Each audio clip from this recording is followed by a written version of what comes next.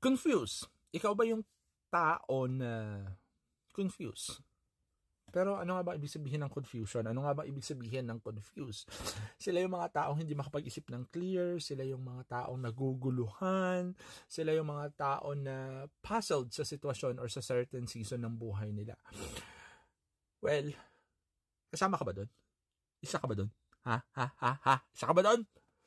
Well, if you feel confused or if you feel puzzled in your current situation, let me just remind you with this verse in 1 Corinthians 14:33 that our God is not the author of disorder. He's not the author of confusion, but He is the author of peace. And ano ibig sabihin? What does this mean? Alam mo yun, instead of hindi siya yung hindi siya yung Diyos na nagbibigay, nagpo-provide ng confusion sa atin, but He provides clarity and peace.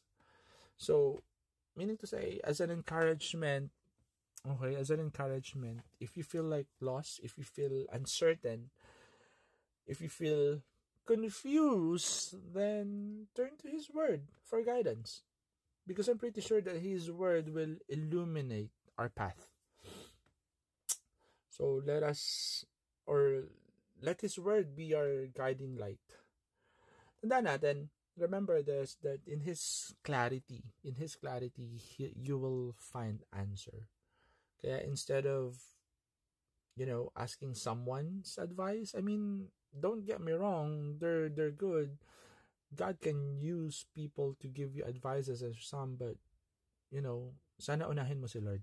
Unahin mong mag-consult ng advice through His Word, because sabi nga in His Word that if you lack wisdom, ask God, the author of wisdom.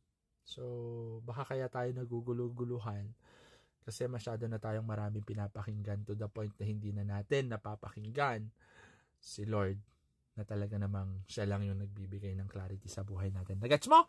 So kaya just seek His Word. Go back to His Word. Ciao!